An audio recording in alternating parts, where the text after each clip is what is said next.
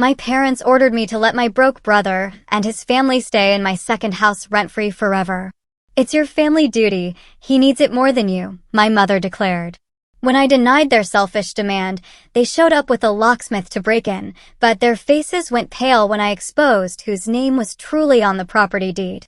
Have you ever had that one family dinner that just shattered everything you thought you knew about the people you loved? A night where the pot roast was a weapon and the small talk was a declaration of war? Because for me, that night wasn't just about my brother's eviction. It was the moment I realized my own family was planning to steal from me. You know, the thing about family dinners? They're never really about the food. They're these elaborate traps, disguised as pot roast and polite chatter, especially in my family. I really should have known better than to accept my mother's invitation, but there I was, watching the familiar drama unfold over Helen's infamous lasagna. Did you hear about Clyde? My mom's voice, so practiced, oozed that perfect tone of concern she'd perfected over the years. They're being evicted next month. I just kept my eyes glued to my plate, pushing a piece of garlic bread around. That's terrible, I mumbled, already bracing myself for what I knew was coming next. It is terrible, my father, Dexter, chimed in right on cue. Especially when there are perfectly good solutions available. The silence that followed was heavy, absolutely thick with expectation. I could feel their eyes on me, waiting. Oh, by the way, I'm Livia. The family ATM. The eternal disappointment. And, apparently, the ready-made solution to all my brother's problems. That second condo of yours is just sitting there, my mother continued, reaching for her wine glass. He has children, Livia. Your niece and nephew need a home. I slowly set down my fork. This was it. The condo isn't sitting empty, Mom. Ariel's been renting it for the past year. She's a great tenant, and that property is part of my retirement plan. Plans can change, my father said, his voice sharp, cutting through the air. Family comes first. I took a slow sip of water, just buying myself a few precious seconds. Clyde makes twice what Ariel does. If he hadn't quit his last 3 jobs, don't you dare judge your brother. My mother's voice cracked like a whip. He's trying his best. Unlike some people, he didn't have everything handed to him on a silver platter. I almost laughed at that. Everything handed to me? I'd worked 2 jobs through college, built my real estate portfolio from absolute scratch, while Clyde was Clyde. I can help him look for apartments in his price range, I offered, trying to be reasonable. Or maybe he could move in with you guys temporarily? Absolutely not. My father cut in, his face aghast. Your mother and I need our space. Besides, that's not the point. You have an extra property. You're single. No children. What do you need 2 homes for? Investment, security, future. I counted off on my fingers. The same reasons anyone else. Wait, listen to yourself. My mother's eyes welled up with tears. Right on schedule. So cold, so selfish. What happened to you, Livia? Where did we go wrong? I stood up, my chair scraping harshly against the floor. Enough. I should go. Thank you for dinner. Sit down, my father commanded, his voice a low growl. We're not finished discussing this. Yes, we are. I grabbed my purse. The condo isn't available. I'm sorry about Clyde's situation, but I can't or won't. My mother's voice had turned ugly, venomous. Your brother would give you the shirt off his back. Funny, I retorted, halfway to the door, since he still owes me $3,000 from last Christmas. I made it to the hallway before my mother's voice stopped me cold. If you walk out that door, don't bother coming back. An empty threat. She'd used it at least a dozen times before. But this time felt different. I turned to face them one last time.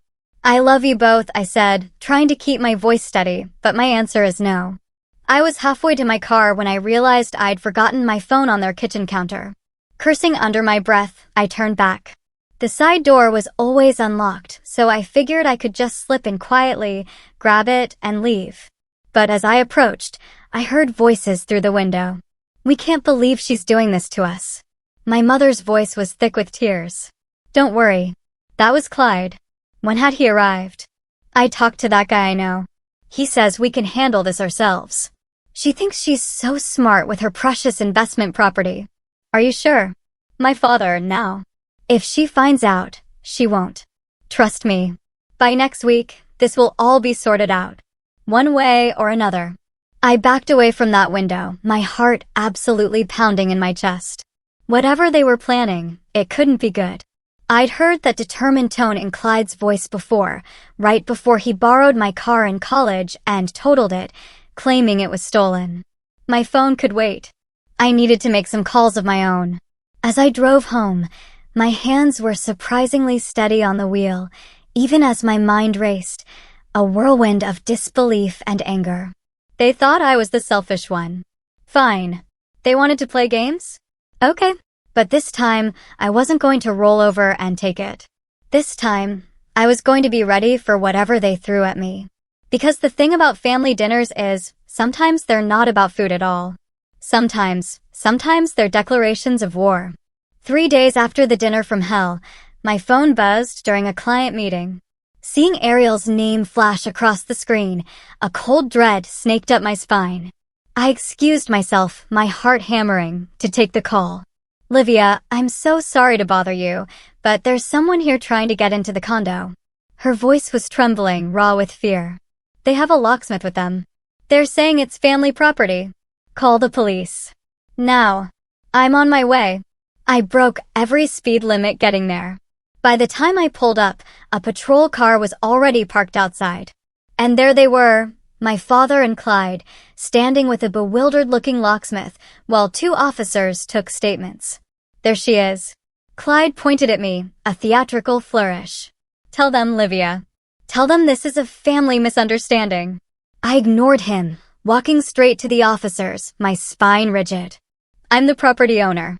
These men were attempting to break in and change the locks while my tenant is still legally occupying the unit. That's a lie, my father shouted, his face contorted. This property belongs to the family. We have every right. Show them the paperwork then, I challenged, pulling out my phone. Meanwhile, I have the deed right here, along with the current lease agreement. One of the officers, a woman with kind eyes but a no-nonsense demeanor, reviewed my documents. Ma'am, would you like to press charges? I looked at my father's reddening face, at Clyde's poorly concealed panic. Not today, I said, making my decision. But I want this incident fully documented. After the officers left, taking the locksmith's information for their report, Clyde stepped toward me. You've really done it now, sis. Mom's going to what? I cut him off, my voice steady. Going to cry, manipulate, threaten? Tell me, Clyde, how's that working out for you so far? This isn't over, my father growled, his voice a low rumble. Actually, it is. I turned to Ariel, who stood nervously in the doorway. You okay? She nodded, a little shaky. I got everything on video, just in case. Smart girl. I smiled at her, a genuine smile, before turning back to my family. Let me make something crystal clear. This property isn't just in my name anymore. It's in an irrevocable trust. Do you know what that means? The blank looks on their faces said it all. It means you can't touch it. Ever. Not through guilt, not through lawyers, not through locksmiths. So unless you want to add criminal charges to your growing list of problems, stay away from my property and my tenant. You planned this, my father accused, his voice low and dangerous. You knew we'd need help, and you made sure we couldn't get to it. Your own family. Actually, Natalia suggested the trust 6 months ago. I thought back to that conversation with my financial advisor and best friend. Your brother's been asking about your properties, she'd said over coffee. And your mom's been calling my office trying to get information about your accounts. You need to protect yourself. I'd laughed it off then. They're annoying, but they wouldn't actually try anything. Trust me, she'd insisted. I've seen this before. Family can be ruthless when money's involved. Let's set up the trust now before you need it. Standing here now, watching my father and brother seethe with thwarted entitlement, I silently thanked Natalia for her foresight. You've changed, Clyde spat, venom lacing his words. You used to care about family. I still do. That's why I'm not pressing charges right now. But this is your only warning. Come near my property again, and I'll bury you in legal fees so deep, you'll need more than mom's tears to dig you out. They left, but not before my father turned back, a final shot fired. Your mother will hear about this. You've broken her heart. Better her heart than my bank account. I called after him, the words sharp, cold, and utterly true. Once they were gone, Ariel hugged me, trembling. Thank you.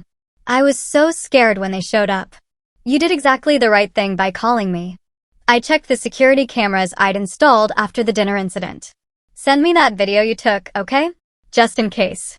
Back in my car, my phone pinged with a text from an unknown number. You actually think you're safe? Check Clyde's financials. You're not the only one he's trying to screw over. I stared at the message, my hands shaking slightly. Part of me wanted to ignore it, to believe this was the end of their schemes, but I knew better. This was just the beginning. I pulled up Natalia's number. Hey, remember when you said I might need a good private investigator someday? I think that day just arrived. Because the thing about family? Sometimes protecting yourself from them is a full-time job. Jesse Black's office looked exactly like you'd expect a private investigator's workspace to look, an organized chaos of files, multiple monitors, and coffee cups everywhere. She scrolled through documents while I tried to process what she'd just told me. Run that by me again, I said, leaning forward, my voice barely a whisper. You're saying Clyde already had money? Had, she emphasized, turning one of her monitors toward me. Your grandfather left him a substantial inheritance 5 years ago. Nearly $500,000. My coffee went cold in my hands. That's impossible. They've been crying poverty for years. Clyde's always borrowing money, saying they can barely afford groceries. Oh, he burned through it fast enough. Jesse pulled up bank statements, casino withdrawals, failed business ventures, luxury car leases. It was all there, a testament to his reckless abandon. But here's where it gets interesting. She pointed to a series of transfers. These went to shell companies registered under your father's name. The room seemed to tilt. My father. Involved and deeply. Look at these dates, Jesse continued. More documents appeared on screen. Every time Clyde made a major withdrawal, a corresponding amount would show up in one of your father's business accounts, usually disguised as consulting fees. But why would they hide this from me? They're always asking for. The realization hit me like a slap to the face. They didn't want me to know they had money when they were begging for mine. Bingo. Jessie sat back, a grim satisfaction on her face. And there's more. Your father's been moving retirement funds through these same shell companies. From what I can tell, he's naming Clyde as a silent partner to avoid some pretty serious tax implications. My phone buzzed. A text from Natalia. Your mother and father just showed up at my office. They're making a scene. I have to go, I told Jesse, standing up, adrenaline flooding my system. Send me everything you have and keep digging. I made it to Natalia's office in record time. The receptionist's wide eyes told me everything I needed to know. They're still in there, she whispered, her voice barely audible. Should I call security? Through the glass walls, I could see my parents facing off with Natalia, who maintained her professional calm even as my mother gesticulated wildly, a whirlwind of furious energy. I pushed open the door, just in time to hear, "How dare you help her betray her family like this?" "This is a place of business," Natalia said firmly. "I'm going to have to ask you to leave." "Not until you undo whatever you did with that trust," my father demanded, his face purple with rage. "You turned our daughter against us." "No," I announced from the doorway, my voice cutting through their anger like a knife. "You did that all by yourselves." They spun around. My mother's face crumpled into her practiced victim expression. "How could you humiliate us like this, making us look like criminals in front of the police?" "Funny you should mention criminals."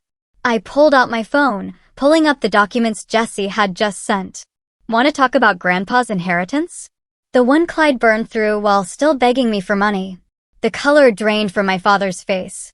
"Or maybe we should discuss your shell companies, the creative accounting? I wonder what the IRS would think about. You wouldn't dare."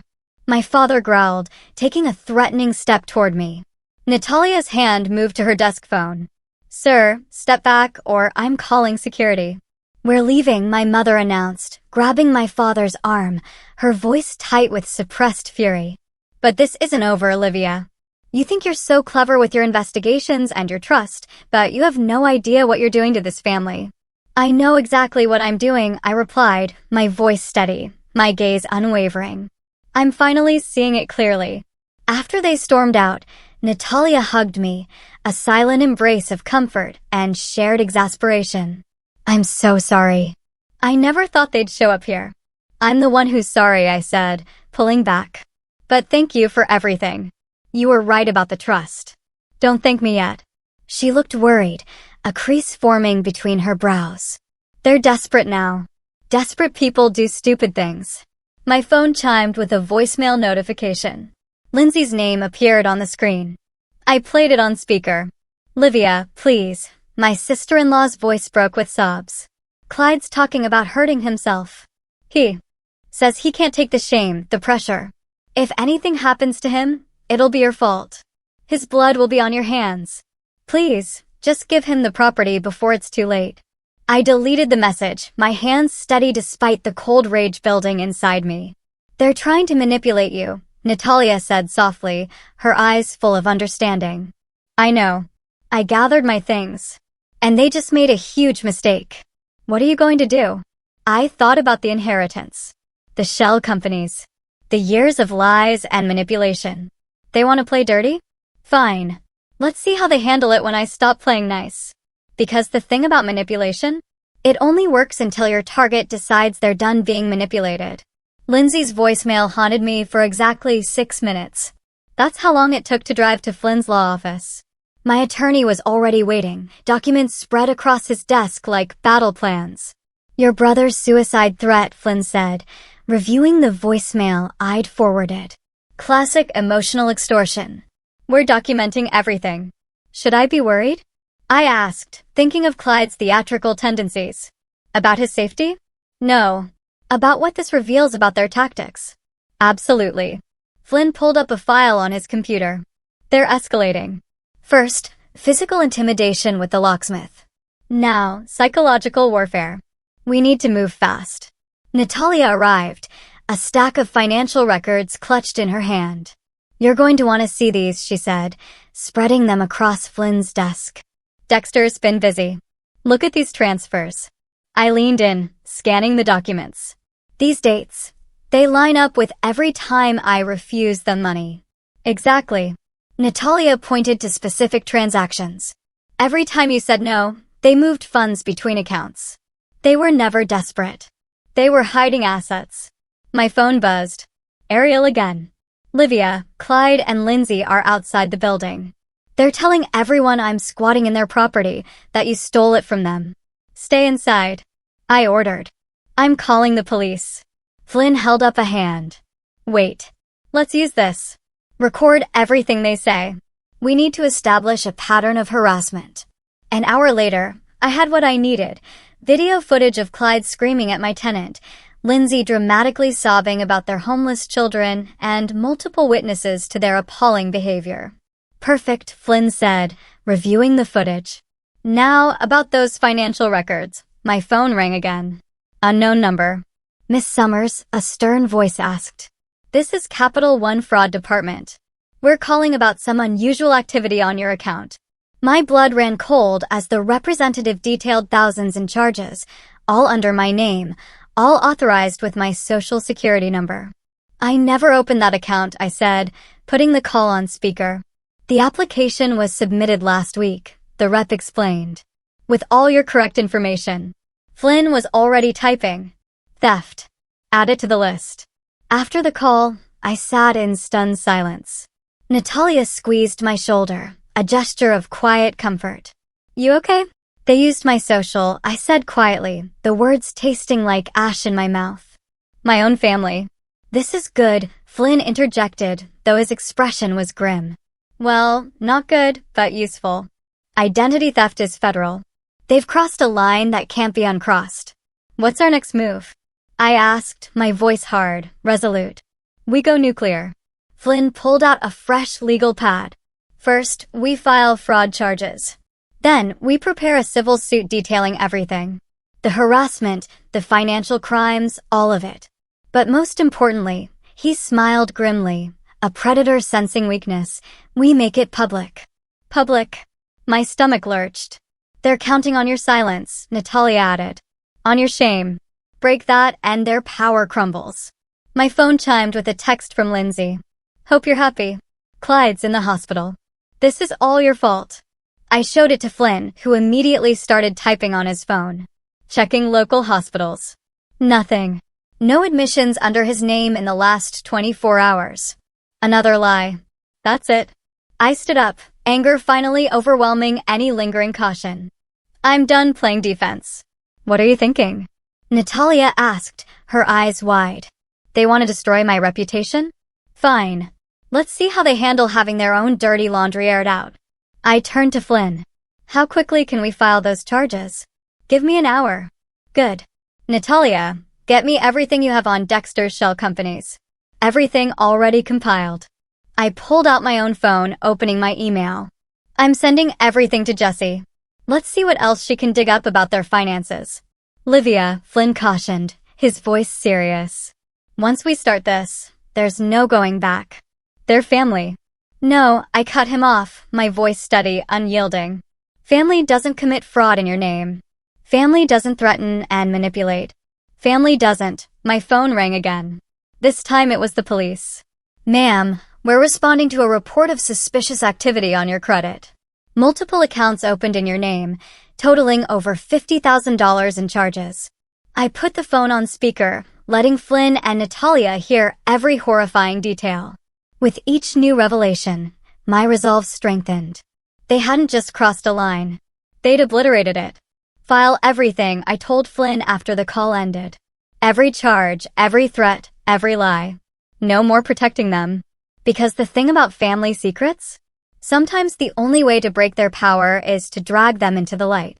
As I left Flynn's office, another text came through. This time from an unknown number. You think you're untouchable with your fancy lawyer?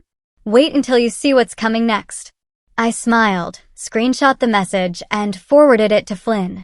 Let them come. This time, I was ready. I found Clyde waiting in my office parking lot the next morning. He looked terrible, unshaven, dark circles under his eyes, wearing the same martyred expression our mother had perfected. We need to talk, he said, pushing off his car, a pathetic attempt at casualness. About the credit card fraud? I kept walking, not breaking my stride. About faking a suicide threat? He followed me to the building entrance, desperation etched on his face. It wasn't supposed to go this far. Mom and Dad, they said, stop. I turned to face him, my voice flat, emotionless. Just stop. I've seen the financial records, Clyde. I know about Grandpa's inheritance. His face went slack, the color draining from it. How did you? $500,000, I said, watching him flinch. You had $500,000. While begging me for rent money. While letting Mom guilt me about your struggling family. You don't understand, he stammered, wringing his hands. Dad said we needed to invest it in his business ventures. He promised it would triple. And the credit cards in my name? Was that Dad's idea too? He looked away, unable to meet my gaze. We were desperate.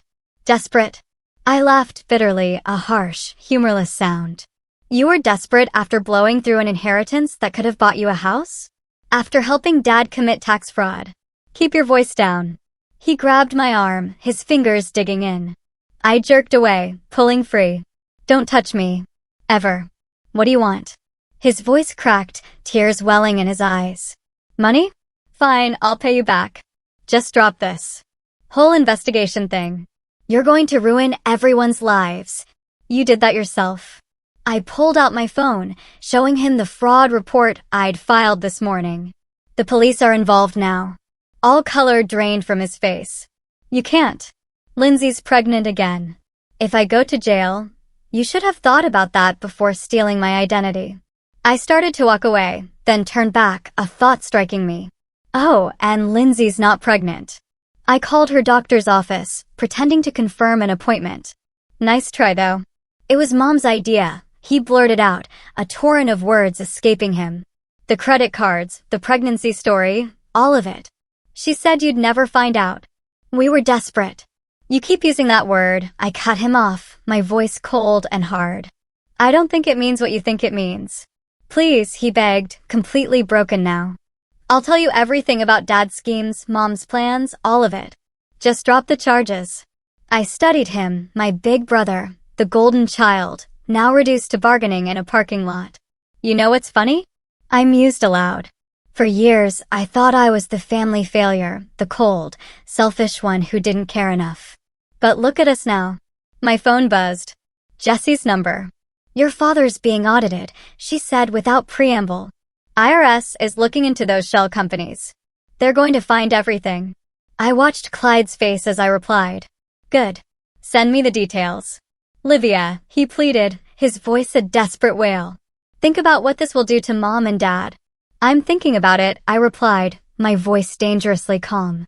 I'm thinking about every Christmas they made me feel guilty for my success. Every time they called me selfish for not sharing with you. Every manipulation, every lie.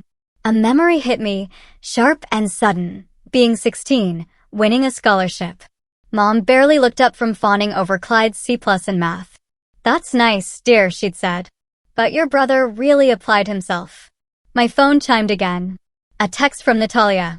Your mother just showed up at my office again. With CPS. What? I said aloud. She's claiming you're endangering Clyde's children by forcing them into homelessness. They want to investigate you for child endangerment. I showed Clyde the message. Child endangerment? Really? He had the decency to look ashamed, his gaze dropping to his feet. I didn't know she was going to. I didn't know. I walked toward the building entrance. Tell Mom her little CPS stunt just cost her any chance of mercy. I'm done playing nice. What are you going to do? I swiped my key card, letting the door close between us. Watch the news. I'm sure you'll find out. Inside, I called Flynn. How quickly can we go public with everything? Give me an hour to prepare the press release. Do it. I sat at my desk, hands steady as I typed an email to Jessie and Flynn. Make sure everyone knows exactly who the real victims are in the story. Because the thing about family drama? Once it goes public, there's no controlling the narrative. And I was done letting them control mine. My phone lit up with another text from my mother this time. CPS is just the beginning. Back off now or you'll regret it. I screenshot the threat and forwarded it to Flynn. The war was fully on now and I intended to win it. The CPS workers looked as uncomfortable as I felt, sitting in my living room.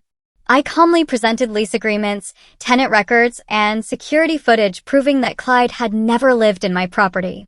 As you can see, I explained, pulling up Ariel's rental history, this unit has been continuously occupied by other tenants.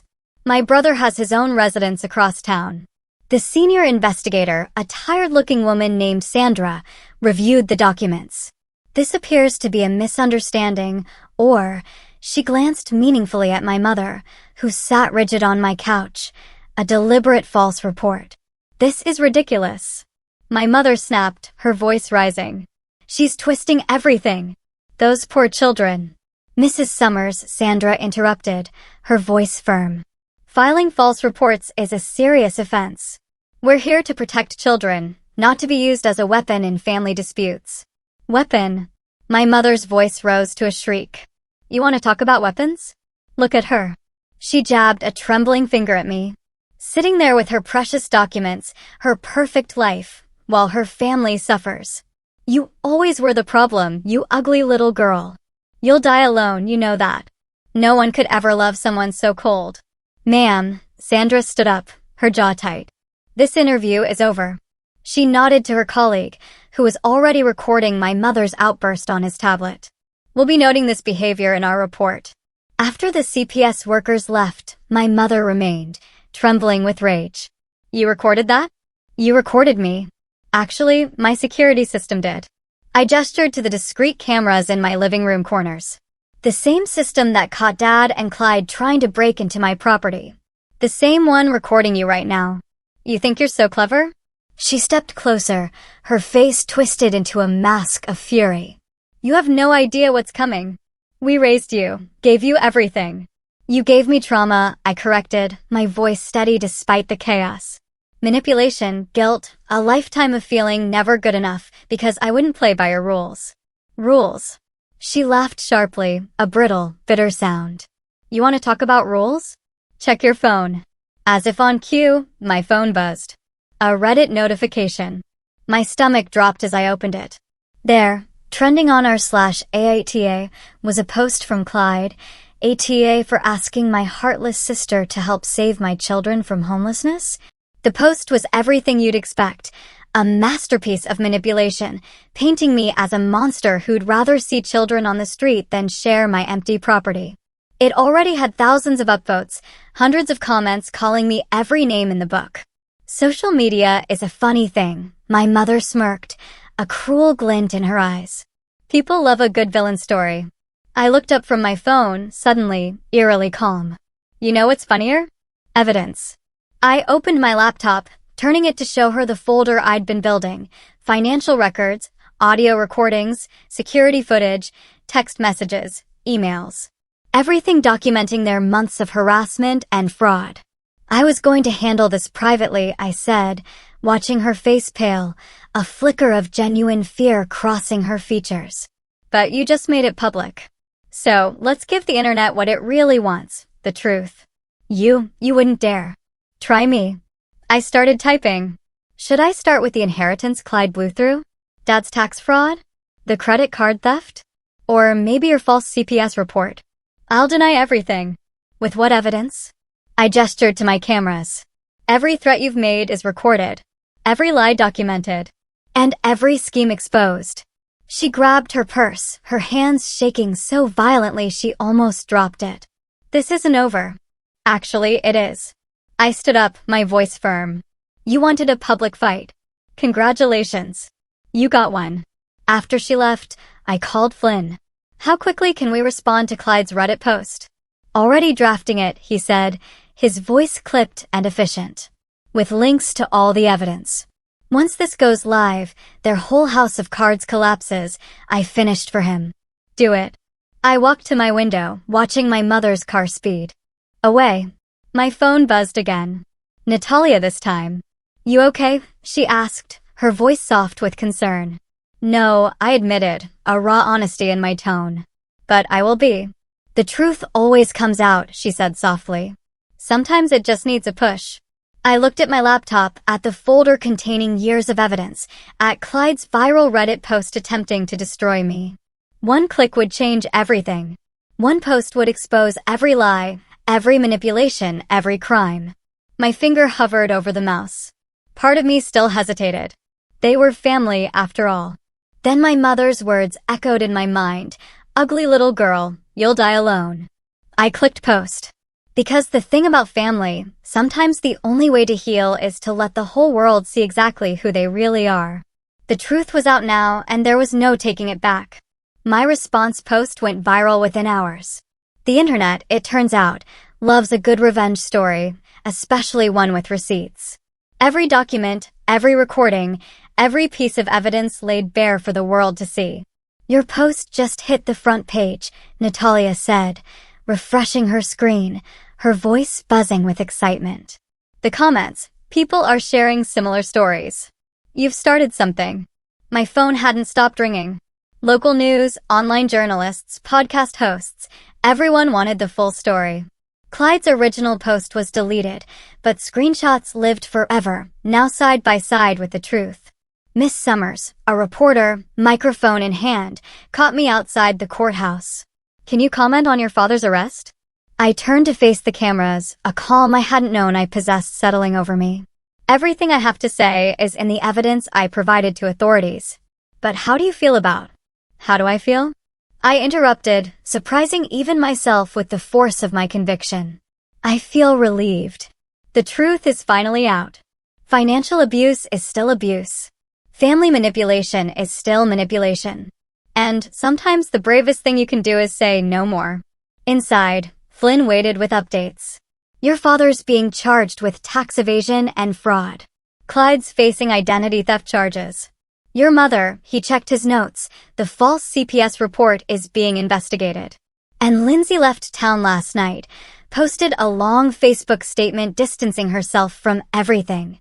Smart woman, finally. My phone buzzed, a text from Jessie. You need to see this.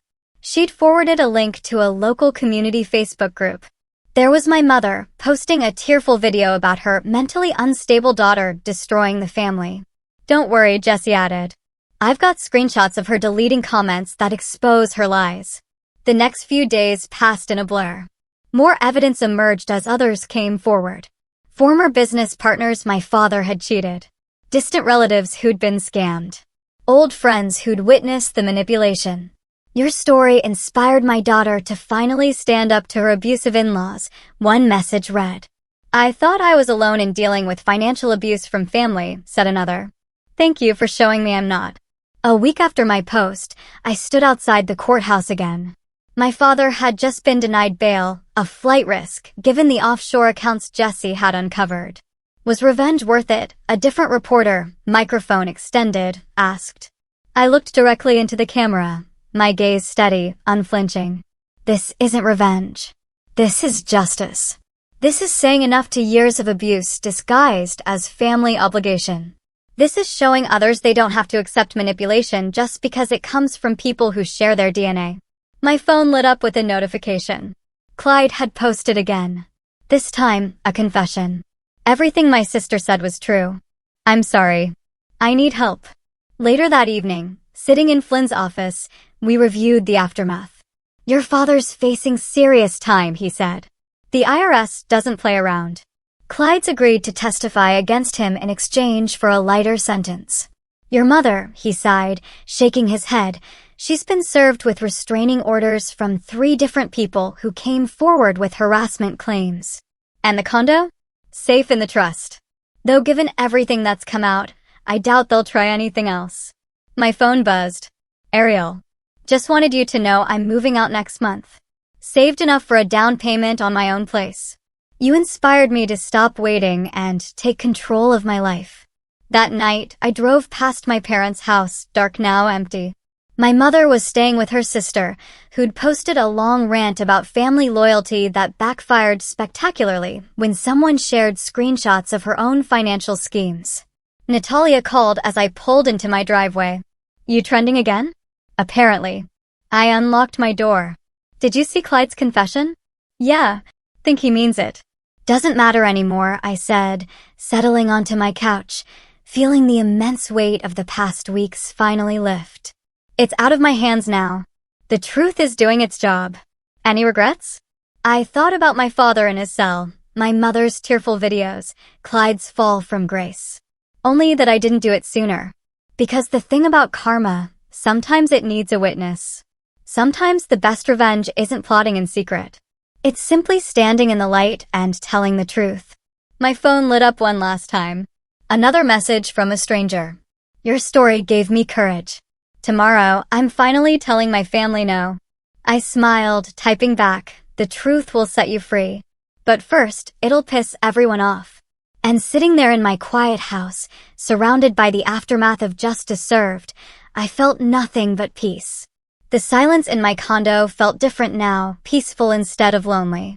I was sorting through old family photos when Ariel knocked on my door, holding a small gift bag. I know I still have 2 weeks left on the lease, she said, stepping inside. But I wanted to give you this before I moved out.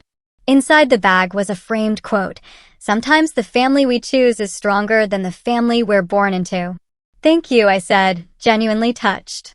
And congratulations on your new place. I couldn't have done it without you, she replied, her eyes shining. You showed me what standing up for yourself looks like. She hesitated. Have you heard from them? A letter came from my mother this morning. I nodded toward the unopened envelope on my coffee table. Haven't decided if I'm reading it. My phone buzzed. Natalia. Turn on channel 7 now. I grabbed the remote. There, on screen, was my father in his prison jumpsuit being led into court. The headline scrolled, Local businessman pleads guilty in tax fraud scheme. In a surprising development, the reporter said, Dexter Summers has agreed to a plea deal implicating several business associates in a years-long financial fraud operation. Ariel squeezed my hand as we watched. You okay? Better than okay. I muted the TV. It's finally over. My phone lit up again, this time with a message from Lindsay. I filed for divorce today. You were right about everything. I'm sorry I didn't see it sooner. Speaking of over, Ariel said, a hopeful note in her voice, I heard your story is being featured in that documentary about financial abuse and families. They're interviewing me next week. I picked up my mother's letter. Want to witness me either making or regretting a decision? She grinned. Open it. The letter was exactly what I expected. 3 pages of guilt, blame, and 0 accountability. You've destroyed this family, she wrote.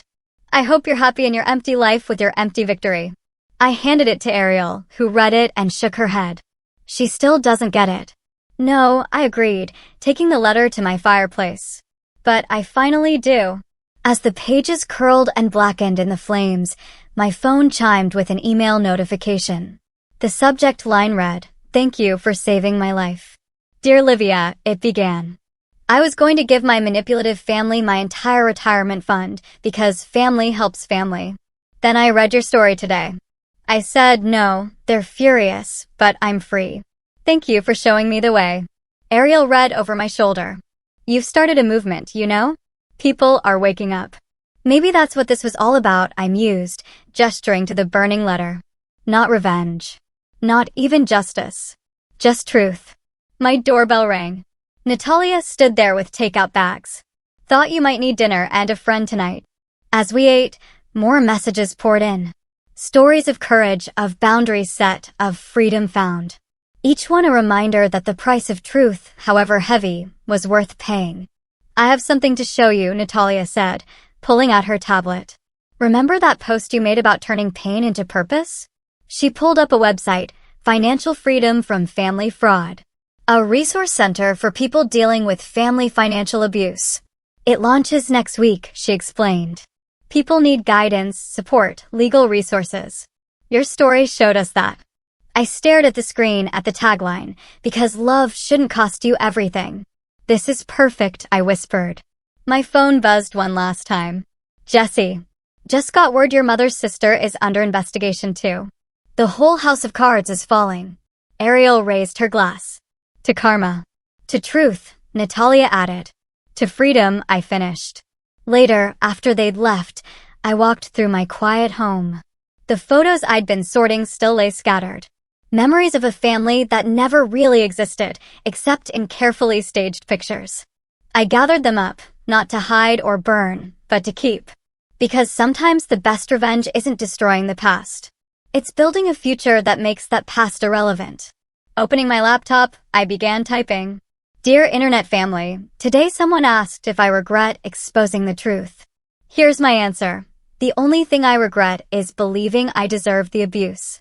So, here's what I want you to know. Because the thing about family, sometimes letting go is the strongest way to hold on to yourself.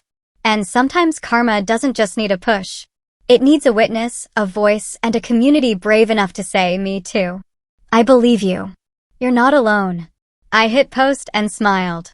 The silence in my home wasn't just peaceful now. It was a profound, defiant kind of freedom. Have you ever had to choose between your financial well-being and the expectations of your family? What lines did they cross, and how did you decide to stand up for yourself? Tell me what you think. I really want to know.